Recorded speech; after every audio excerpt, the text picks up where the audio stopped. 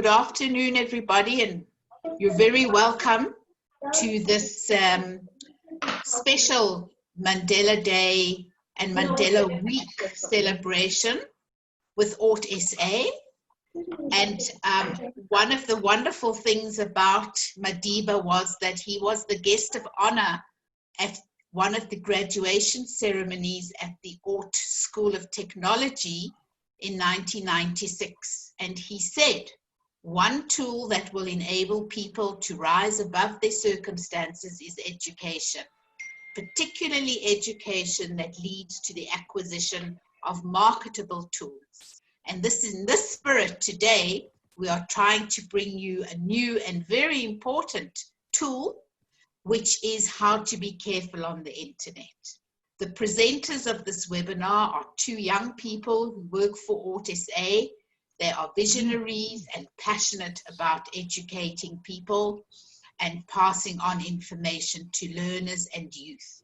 Thank you, Clement and Thenjiwe from the Aught SA STEM Academy and all your teammates for their huge contribution to Aught SA. We hope that you will enjoy this webinar. Tune in for tomorrow's, which is also very exciting, about the future of the world of work, and on Thursday about your personal brand, how to market yourself. So over to you, Thenji and Clement. Dia? And please may I ask anybody who's not on to mute themselves for the moment. Thank you. Thank you, Marcel. Thank you very much, and for the warm welcome. My name is Clement, and I am very honored to be your facilitator for today. And I'll be co-facilitating with my partner, Thenji. Thenji, would you like to give us that little to start?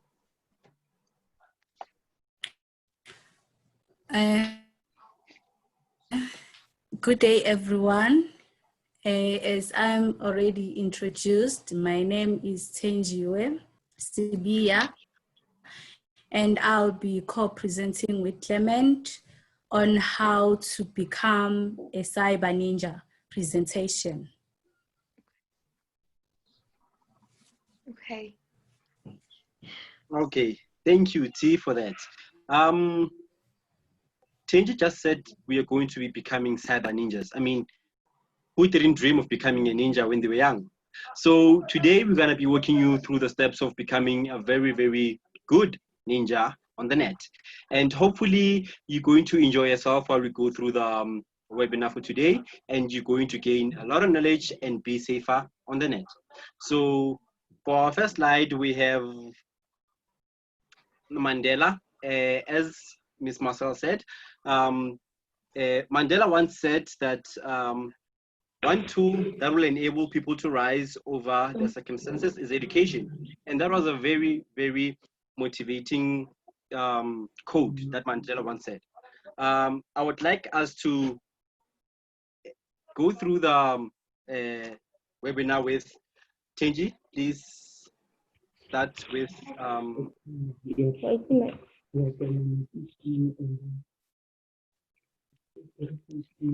Yes, I have welcomed you on our how to become a cyber ninja. Everybody who's got comments, questions, so please type them on the chat box so that we'll be able to look at them and answer if there are questions there. Okay, so as we are online a lot, we really do use the internet for a lot of different things. It's hard for us not to stay connected wherever you go. So if we could look at the first slide, is what do we use the internet for? So on a work environment, we use the internet for presentations, research, conference call, emails, etc. School environment, we use the internet to do homeworks, research for assignments, etc. And for our social media platforms, we use the internet to chat with our friends and family, to post and share our photos and videos. So in the world of the internet, you can learn everything that you can become, anything that you want to become or be anyone that you like to be, almost like superheroes on the internet. But with a great power comes great responsibility. So right now I'm going to introduce you to the 5 pillars of being internet awesome. And with these 5 pillars, we are going to introduce you to the bad guys as well that we come across under these 5 pillars. And these 5 pillars are being sharp, being alert, being secure, being kind, and being brave on the internet. See? Thank you. The first slide will be sharp, which is one of our pillars, and it means share with care. So the bad guys that we will come across is the oversharer. The possible dangers of this guys is that they share too much info online about you and your friends, and they compromise your security and privacy. See?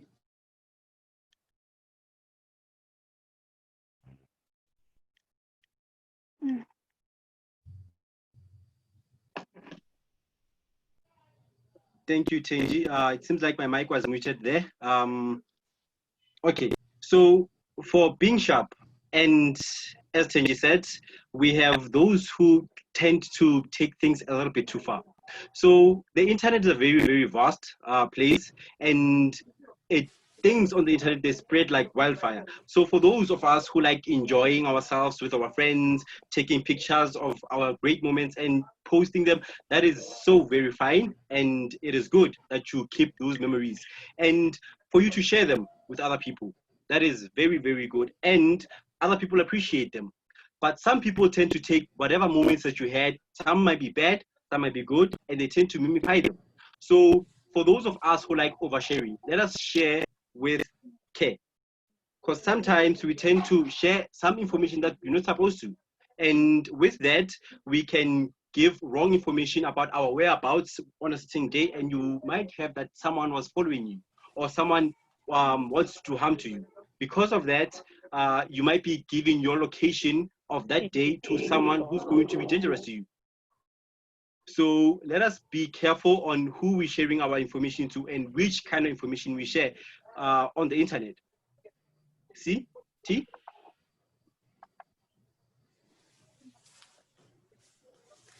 The next slide, we are going to look at the second pillar, which is be alert, which means don't fall for fake. Everyone knows you never take a candy from a stranger. The same principle applies on the internet as well. It's important to be able to know the difference between what's real and what's fake on the internet. So the bad guys that we come across mostly under this pillar is the phishers and social engineers. The possible dangers of these guys is that they can gain access to your personal information by tricking you. Sometimes phishers might try to impersonate someone or something that you know in order to be able to trick you. See? Okay, so under phishers and social engineers, we have different types of tricksters on the net. So, for instance, not falling for fake would simply mean, you tend to look at things at times on the net and you are prompted with very, very tempting adverts. For example, you might get that advert that says you've won a smartphone or you have a chance of winning 1 million in something. I mean, that is very, very good to hear. And it is very unreal. I mean, you didn't apply for anything. that will start there. You didn't apply for any form of you winning a phone or you getting that cash, but they're saying you have a chance to win that cash if you click on a certain link. So they are tricking you to go to a certain site to give up your information.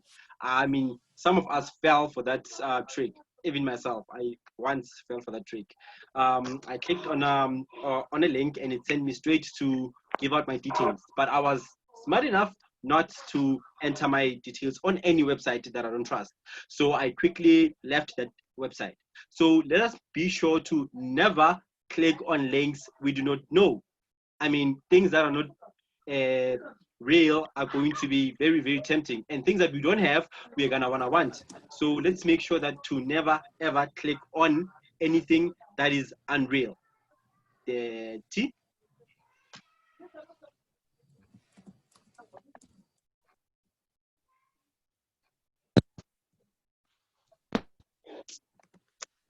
Okay, and then the third pillar that we are going to look at is be secure. Be secure means you secure your secrets. And the bad guys that we meet here are the hackers. And there are different types of hackers that we are going to look into. But the possible dangers of these hackers is that they should expose company secrets to the general public and competitors.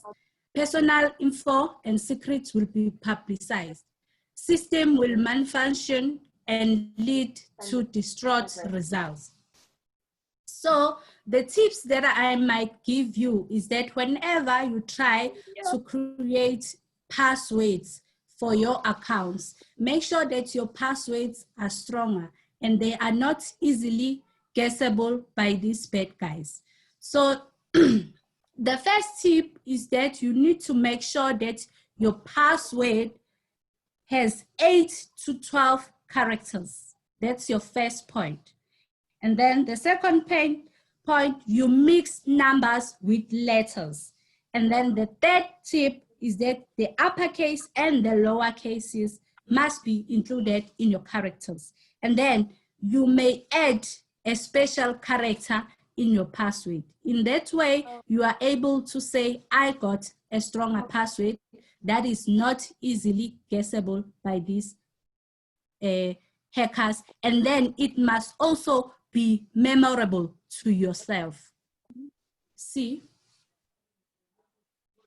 Okay, so Thenjiwe mentioned something about hackers and different types of hackers. So when we think about hackers, what do we usually think about? We usually think about some guys on the computers punching on the keyboard and you're seeing random numbers flowing on the screen and you're thinking, oh, that guy is hacking. But in reality, that's not really the case. In reality, you have to do the actual work to get information about a certain person or company if you'd like to hack it. And in order for you to hack it, that information has to be accurate. So hackers do their research. So whenever you're posting information about yourself, if someone wants to do research, they can easily access it if you have posted your information on the net. And if I get that kind of information, I can guess your passwords. I can try to make sure that I hack into your system using a social engineering way. And hacking is not all bad. For instance, we have our law enforcers who actually track down, and we have our people who protect our companies from these hackers. For instance, in our organization, we have an organization called IT Evolution. Those guys are the ones who secure our secrets, who secure everything that we hold dear. And those guys keep us safe. And we call those guys ethical hackers. So they are the good guys who make sure that our secrets are protected and we are gonna be safer on the net. And then we have unethical hackers. Now, these guys will stop at nothing to get what they want. They will make sure to get the information they need from you. And if they don't get it from you, they will get it from the net, because we usually post that information on the net. Even if we don't directly post, our friend might post information about us, or someone else might post information they got from you on the net, and they will be able to access that information from the net. So these hackers will stop at nothing to intercept and destroy your systems. And by that, your systems will be compromised.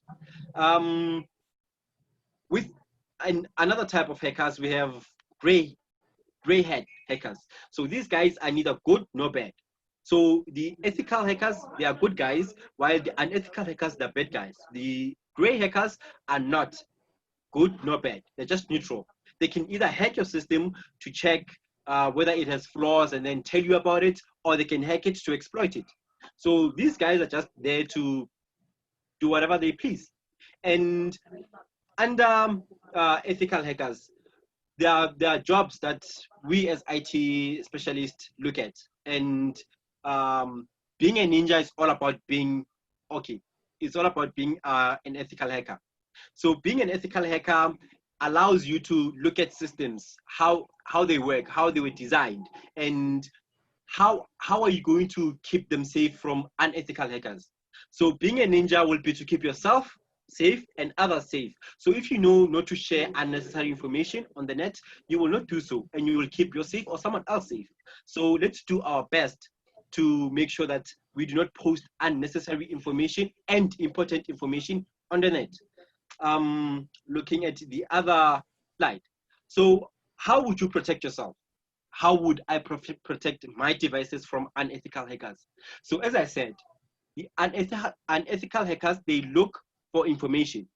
And once they have that information, they will either use brute force to crack your password, or they will just guess your password. But at the end of the day, they're gonna need to have some sort of access to your system. So it's either you give them access directly by accepting a Trojan Horse, or they just brute force their way into your system if it's not secure enough. But that's rarely the case, because now these days, ethical hackers ran extra miles to make sure that our systems are very safe. So how would you keep yourself protected and your devices protected? So for starters, Thenjiwe mentioned that you have to have a strong password. So if you have a strong password, you should make sure that no one can easily guess it, because we have programs that can run multiple passwords to try and check which one matches the database that your computer has, and they can easily get that using that software. So through that software, they're going to be able to hack into your computer by trying multiple passwords with different types of characters. But if you have a very, very strong and memorable password, for instance, I'm going to use this password because no one else uses the password. I can say my name. I can use my name as my password, say Clement. And with Clement, there's C-L-E-M-E-N-T. That would be my name. But I can switch off some of the letters with some special characters and some numbers to make it very, very secure. I will never forget my name, but I can make it so strong that no one can guess it.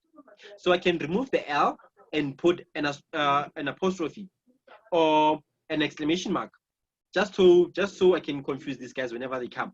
So with that, you can just make sure that you remember your password by making it something familiar to yourself, and while making it secure by changing your normal characters with special ones. You have multiple characters to substitute your letters with on the keyboard. You can even use numbers.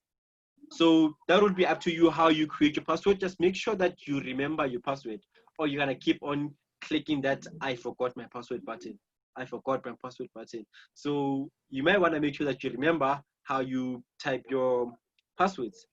The second part is make sure you do not install any form of software that is not licensed.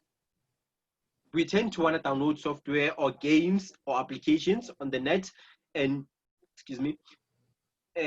once we do that, we are allowing those things to make changes to our system, because that is the only way for a program to come from outside into your computer. So you have to give it access for it to make changes to your computer. And usually we have programs that are good at discussing themselves as legitimate programs that your system might not recognize. And if you give it access, you just gave access to either your work environment to guys from outside, or your home and personal information to someone outside. So these guys tend to throw in Trojan Horse and viruses that you may not see as an end user, that you not usually pay attention to. So let us be very, very vigilant about what we allow into our computers. And there's also when we surf on the net, the internet. When we surf on the internet, we do a lot of things on the internet. So we might need to make sure that we are very secure on the internet, because that's how we get worms on the internet. So that's another type of malware that I'm going to discuss. That's how we get these kind of attacks on the internet, because we are not secured. So using a VPN, it's going to allow you to be secured on the net. So if you have any kind of questions about what I've said so far, please write them in the comments below. We will quickly take Q questions and we'll answer them at the end of the webinar. So feel free to write down any question or any query that you have. If you have any comment, please write it down and then we will look at it and answer it to the best of our abilities. So looking at that, what do hackers use? What do hackers use? What tools do hackers use to get into our systems? I mentioned a few not so long ago, and usually they use malware or malicious software. So these guys use malware. What is malware then?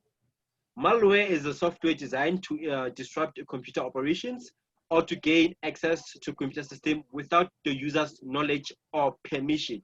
So we don't usually know that they are doing this, or we don't usually give consent for them to do what they're doing, but they have access anyways, and they tend to do a lot of damage because of that. Not of us not knowing what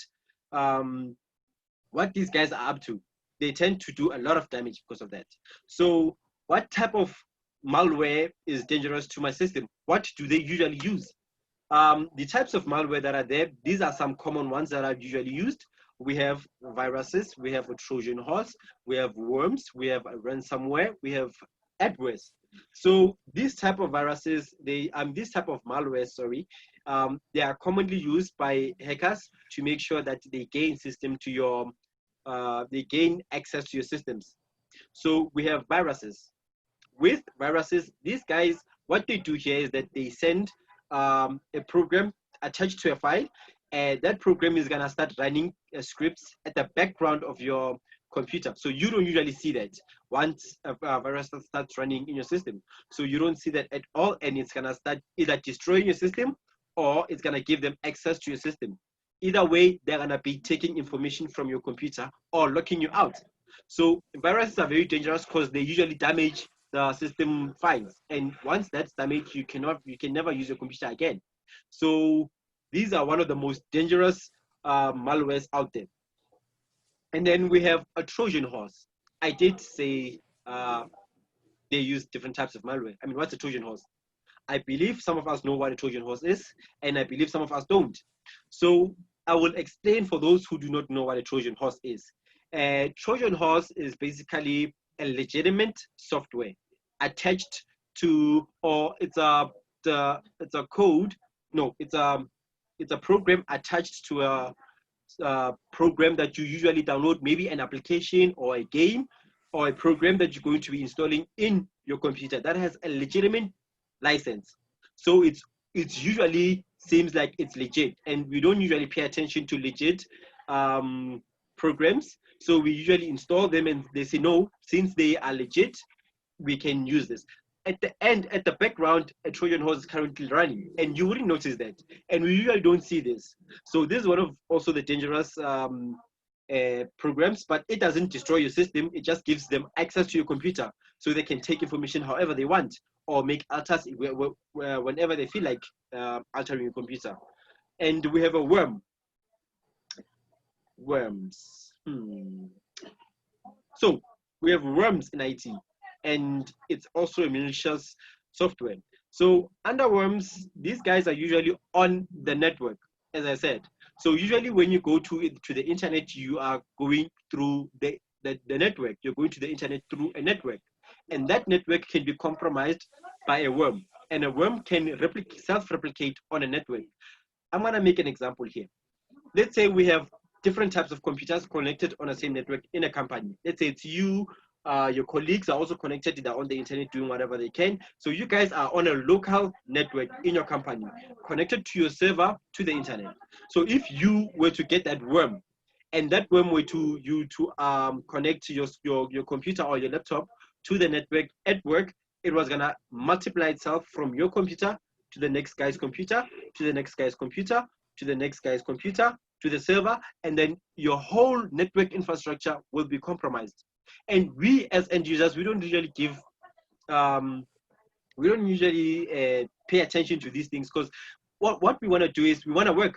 We want to get information from the net, and as quickly as we possibly can, because slow internet sucks. So we just go to the net, we get what we need to get, and then from there we just continue working. We don't pay attention to who's on the network, what's making it slow. We usually blame the IT guys when the network is slow or when we don't have network. Sometimes it's a work of a virus or a worm on the network. So let's pay attention to the worm. And then we have ransomware. Some company was hit with a ransomware. This software usually encrypts the computer. It encrypts the computer's hard drive, so no one can access or is going to be able to do any type of work on that computer up until you pay the guys their money. So they want money for them to release your computers from being hostages. So hackers can kidnap your computers while you have it in your hands, and you will not be able to fix it up until these guys give you a decryption key. So you're gonna have to pay them. So let's be careful whenever we're on the net. And then we have the most harmless of them all, adwares. Adwares. With adwares, you usually see different types of advertisements. When you are on the internet, you say you are searching, you want to watch a movie or you want to get information about something. Whenever you go to a certain website, you're going to see pop-ups that pop up and ask you whether you want to buy this or whether you want to do that. Those are usually adwares, and they are harmless because they're just advertising whatever is being broadcasted within a certain area. So that's what adwares are. These are type of malwares that are usually used, and they can be harmful to our system. So let us be careful with that. Malware. Exactly what can malware do to your system? What can a malware do to your smart device? How can you protect yourself from malware? Who should you trust? I mean, if I said there are programs that seem legit that you can download and they're gonna have a Trojan Horse, how should you know that that program is safe? How would you know as an end user that whatever you are downloading is safe and it doesn't have any form of virus behind it or at the back of it? How would we know this? We wouldn't know this unless we crack that application. And for us to crack it, it's going to require some coding skills. But we have what we call antiviruses, and that's what our companies usually install in our computers. Those guys, they make sure that they run through that program. So they are designed to crack the software for you and look behind what's hiding there and make sure that whichever antivirus you get, it is very reliable and it has been rated high, and that should be able to protect your device from malware, and you should be safe. So getting an antivirus, it's good, and also paying attention to whichever link you're clicking. So whenever you're about to click on a link, pay attention to your bottom left screen on your computer. It should tell you exactly where you're going. So if you pay attention to a link that pops up here, you should read where it's taking you to and what you're downloading. So if it doesn't match what you're about to click there, make sure you don't click that. Consult your IT specialist, and if you don't have any, ask someone who seems more knowledgeable. They should be able to help you. T? Okay, so if we go to number 4, the pillar number 4, which is be kind, it basically means it's cool to be kind. So this is like another concept that we are introducing to you, how to be kind online. So as you have heard that the phrase that says, treat others the way you want to be treated, it also applies online. This means that you should only post, comment, or forward something if you wouldn't mind someone doing the same to you. So I'm going to introduce you to the final villain of the bad guys that we come across under this pillar, the troublemakers or the cyber bullies. The possible dangers of these guys is that they discredit your social status. They hurt your self-esteem online. So what we can do is that these troublemakers, as they are out there hurting people's feelings and are being cruel on others online, the worst thing about the troublemakers is that the bad vibes, they spread fast. We all know that. So by being cruel to others online, these troublemakers, they can turn us to be like them. So that is why it is important for us to use our internet power to stop these troublemakers in their tricks or in their tracks. What you can do to prevent these troublemakers is that whenever you see a gossip or a bad vibe that is being posted about another person or your friend, you stop it. You stop it. You don't pass that gossip. The second tip is that you block mean and inappropriate behaviors. And then you support those who are being bullies, who are being bullied on the internet. And then you be the upstander. You take the responsibility as well. You don't just become a bystander by just letting those troublemakers to succeed in whatever they are trying to achieve. See. So, thank you, T. With that said, cyber bullies really, really suck. I mean, I remember when I was a bit younger, my social status was discredited about something that I didn't do because someone posted a mean picture about myself that I didn't really like, and that went bad for me. So I like a law that says for every action, there's an equal and opposite reaction. On the internet, when you post something, I can post something that's funny today. Tomorrow, it'll be somewhere in Cape Town. It will went from Gauteng to Cape Town just in 24 hours. In 48, it will have went around the world. So these kind of things, they spread like wildfire. So whenever you post something that you think it is very ridiculous and funny, to someone else, it might be very, very hurtful, and it might not be very kind to that person. So let us make sure to not post mean things about people, because sometimes in the future, that will be us. And I do not wish anything on anyone for their social status to be discredited like that. And if you work for a certain company and the media says you did this and that and that, you're going to be the face of media, and your company is going to be looked at, and their reputation is also going to be looked at. It's going to be start to degrade because of you're one of them. So you might be losing your job, or someone else might be losing their job for that matter because of a silly post that was posted. So whenever you post something, make sure that it is something legit. If it's a funny video, and we all agree that it's a funny video, so you have a consent of that person to post that video, then it's okay. Go on and post that. But I should say, social media and memes, they spread very, very quickly. So let's make sure to cut cyberbullying and be kind to people. So be sure to post something that is very funny and legit, and at the same time, it's not hating anyone. So, T?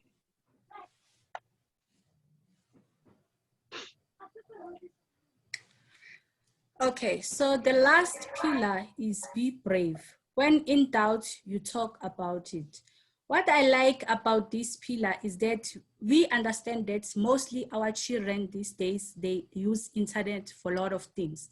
So I think it's our responsibility as parents to teach our kids or children that whenever they see something that they don't understand on the internet, informing someone, adult, a teacher, a principal, or anyone that they trust is the most appropriate action that they can do. Especially when they see that there is some comment or post that is being posted by someone and it's making them uncomfortable or not feel safe, they should make sure that they talk it out.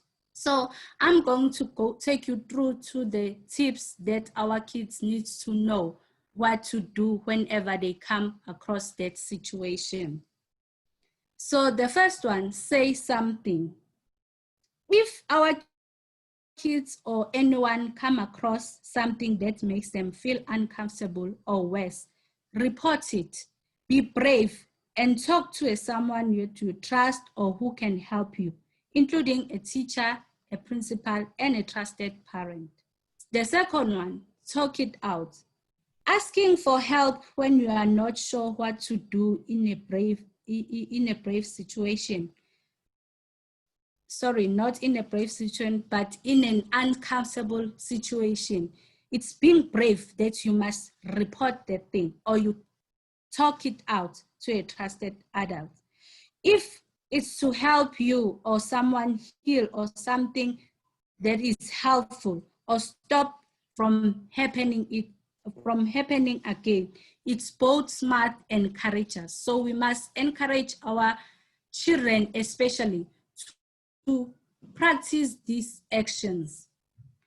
Report and block inappropriate content. Reporting can help the people involved, even the community, and the platforms themselves. If they see that we are blocking or reporting any inappropriate content, they will be able to block those people who are being or who are violating that platform. Get proof. To get proof simply means that before you could block or report any inappropriate content, it's always wise to take a screenshot so that you have a record of that situation. And lastly, don't be afraid. If you receive a creepy message or a comment from a stranger, show a trusted adult, block and report. And I believe that we have had some very scary stories about these people who are targeting our children. So it's very important that whenever our children receive those messages, they should know that they should tell us or any trusted adult so that we'll be able to block and report them and protect them from any danger that they might come across. See. Thank you, T. As Thenjiwe said, our kids are facing some serious problems, and out there we have creepy people who do creepy things. And for them to be safe, and for us as well to be safe, because usually kids are a source of information. Usually people tend to social engineer. They speak to kids, make them feel good about themselves when they're feeling down. And then with that, they can get information that they need from the kids. And they can also get access to some very, very deep secrets and personal stuff from our kids. So protecting our children is one of our responsibilities as parents. So make sure that our kids are very well informed and educated in how to protect themselves. And let's make sure that we stop all this cyberbullying and make our kids to be braver, to be able to talk to you, to be able to talk it out whenever they're seeing anything that's inappropriate. Thank you, T.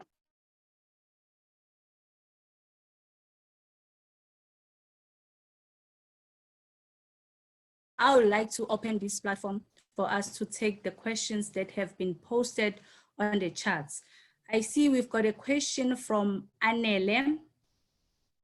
Anele is asking, how can I keep my personal computer safe from these malwares?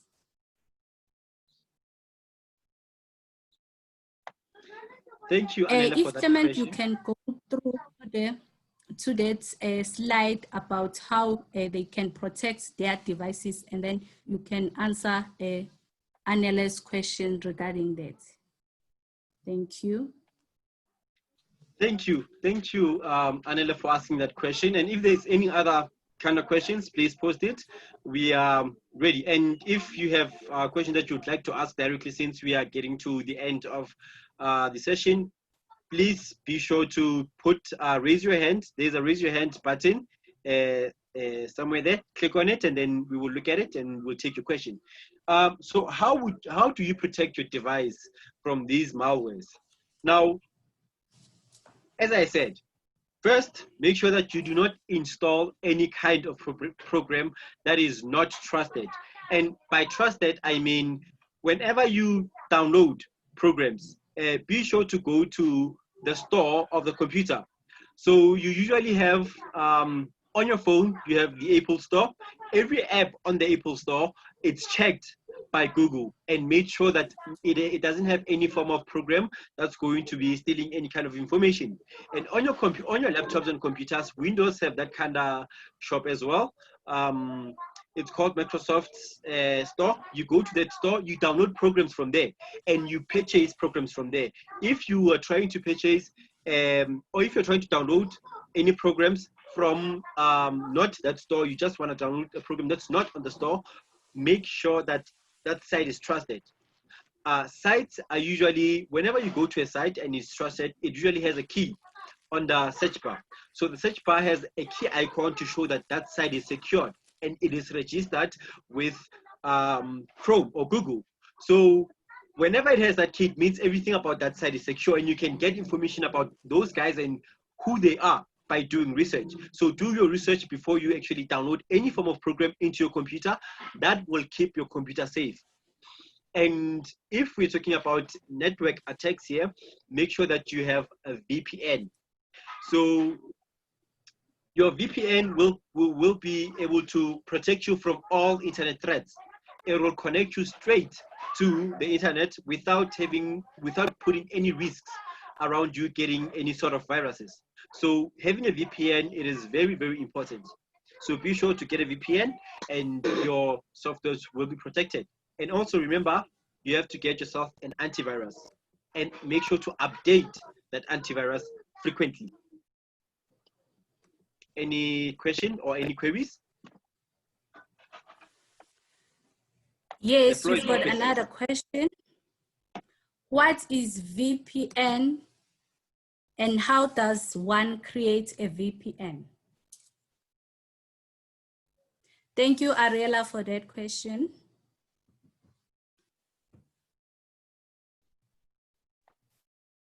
Thank you, Ariella, for asking that question. So what is a VPN?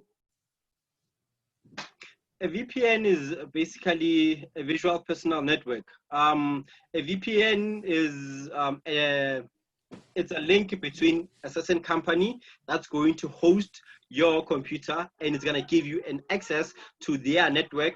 And that network is usually secure. So I'm going to make an example with our company. Our company has a very secure network. So if we are to create a VPN with our secure network, we can allocate someone a slot to be able to go to the internet using that VPN that we created. So it's basically a link between a certain company and a single person. It's going to give them direct access by going through us instead of going to the net directly. So they're going to go through us before they go through to the internet. And how do you get a VPN? Basically, you can just go to the net, type VPN, and you'll be prompted with different types of VPNs. And you don't create a VPN, you get a VPN. So there are different types of VPNs on the internet. They're just ready for you to use, and they are usually rated. So you can just go and check which VPN is best for you and which one would you prefer to have. They have various prices, and once you checked which one you prefer, you just gonna register yourself with them and then do the credentials, and then from there they're gonna tell you exactly what to do step by step. Is there any other queries?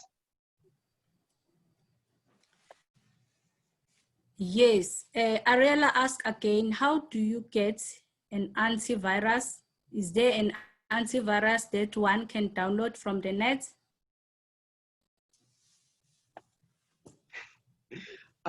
Yes, most definitely.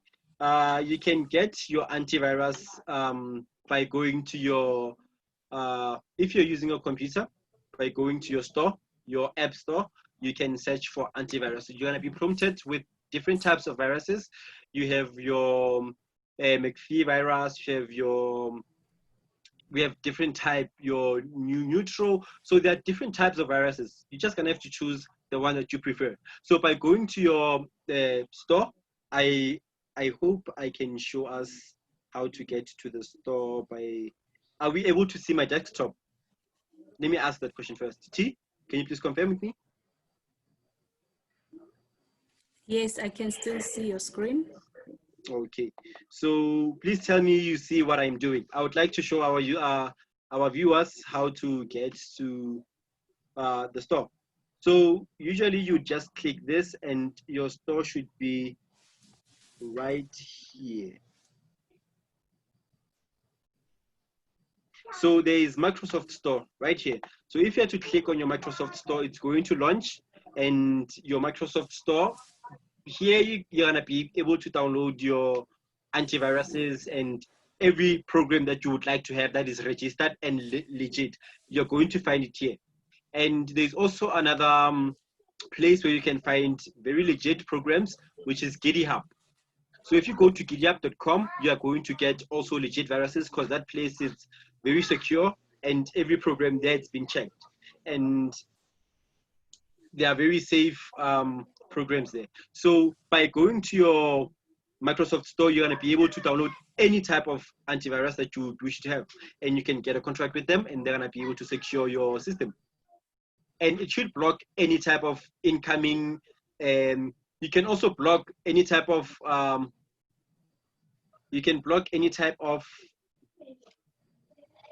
servers that you would not like to interact with.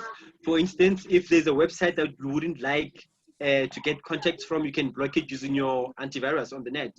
So I can just type.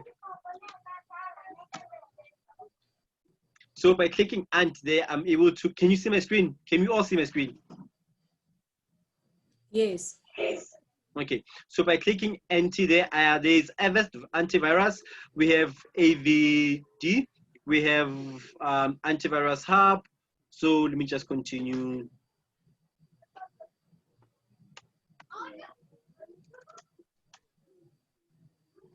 Antivirus.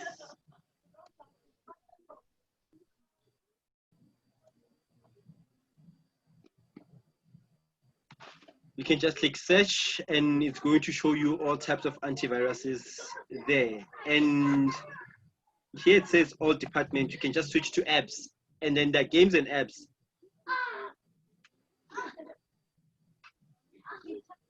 You should be able to get your antiviruses here.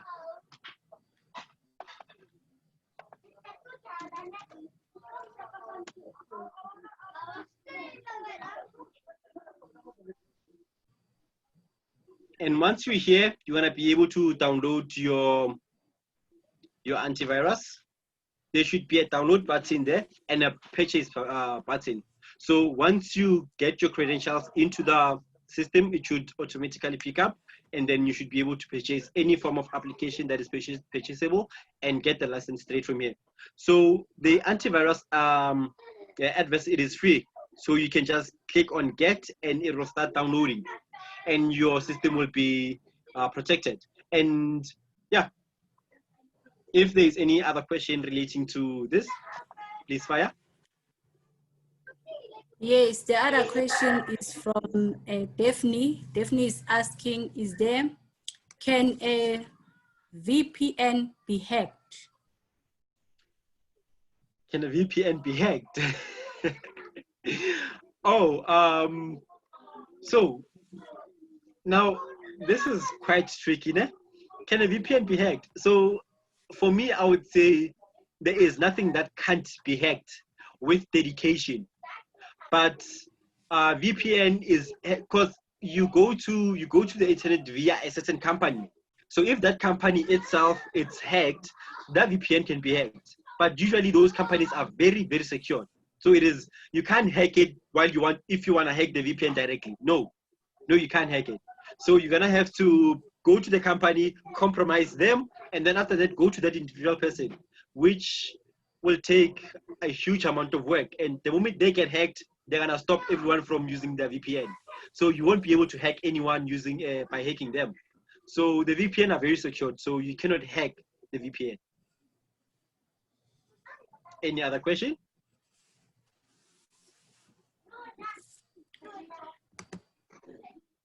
Nope, there is no other questions. Okay. So if there is no other questions, I would like to congratulate all of you for becoming the internet heroes. By the way, the cyber ninjas. But whoa, Yay! whoa, T.O., before you hand out certificates, can I ask some questions? And can I get answers from the audience?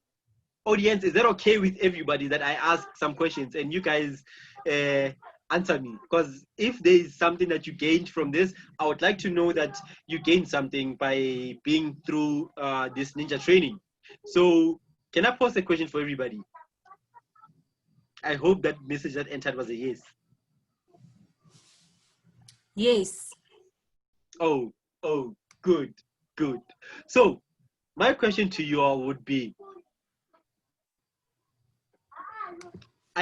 we spoke about different types of malwares, and we spoke about what they do and how they can compromise the system. So which one of the malwares is responsible for compromising one's network? So which one of the malwares that I mentioned, and these are the type of malwares, which one of the malwares is responsible for compromising the network? T? Trojan Horse. We have Trojan Horse. A worm. We have worm.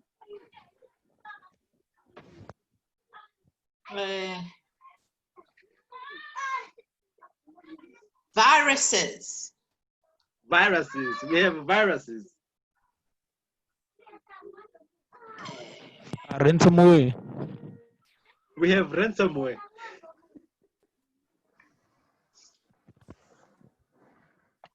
Anybody else? One more. Adware. We have adware. So also looking at the messages, we have worm from Mr. Pacey, we have worm from Mr. Ian.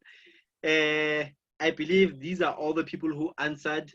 And the there should be a drum roll. The answer for the culprit behind the network would be worm. So everybody who said worm gets to be a ninja today.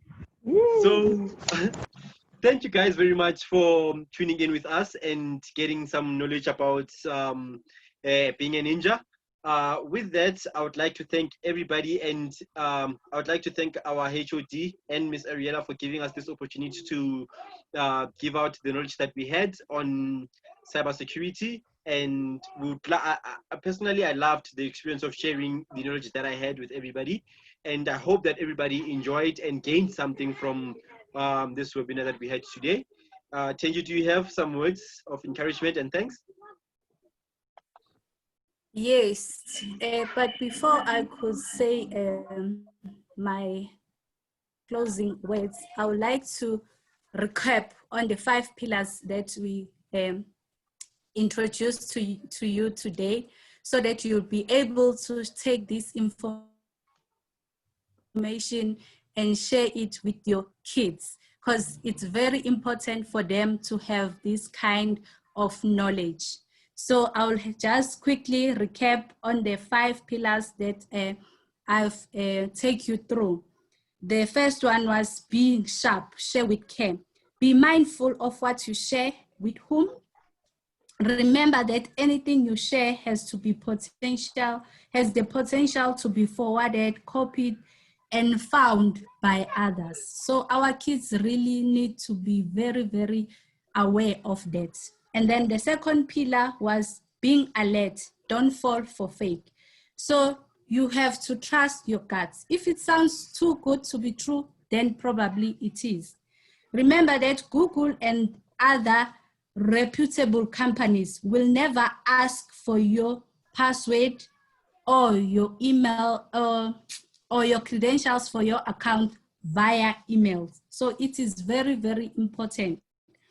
And the third one is securing your secrets, being secure. Make sure that you get or you set up a strong password by making them to have 8 to 12 characters, mixing upper cases and lower cases, letters, mixing numbers and symbols, and choose a unique yet memorable password for your site. So it should not be easily be guessable. So the fourth one is being kind. Use the power of the internet to spread the positivity. If you do something that is cruel, unkind, or offensive, you should speak up and take action by blocking and reporting it. The last one was whenever you are in doubt, you talk it out. Teachers and parents, that will be us. We have to teach our learners or children that if something or someone online makes you uncomfortable, mention it to a trusted adult. Thank you so much for this.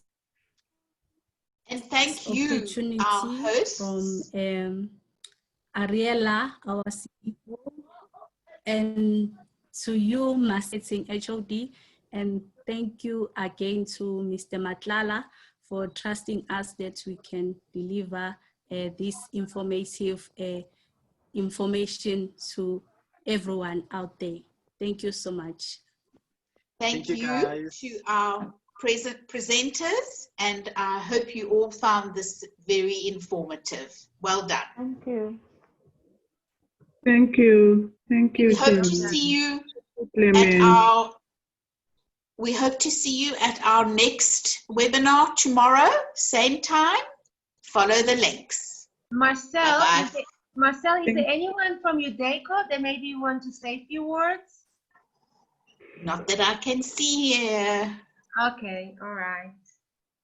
Okay, thank you guys. Well done. I've learned, and you know, I've learned quite a lot. So thank you.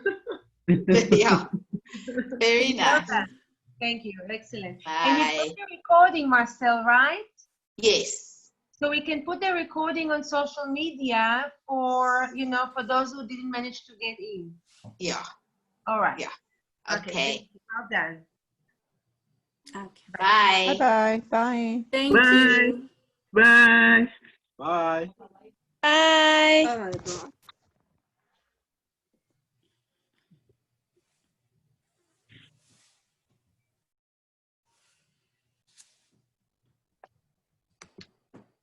Okay, T, thank you for that. Let's see which is the next webinar to join. I'll be joining. And thank you for co-facilitating with me. It was a great experience. Bye, T. Thank you so much, Clement. I wouldn't have done it without you. Power to that. Thank you. Hey, guys, I just want to say well done. That was brilliant. Keep it up. So we'll book you to host another webinar soon. Bye. Thank you, sir. Thanks, Baba.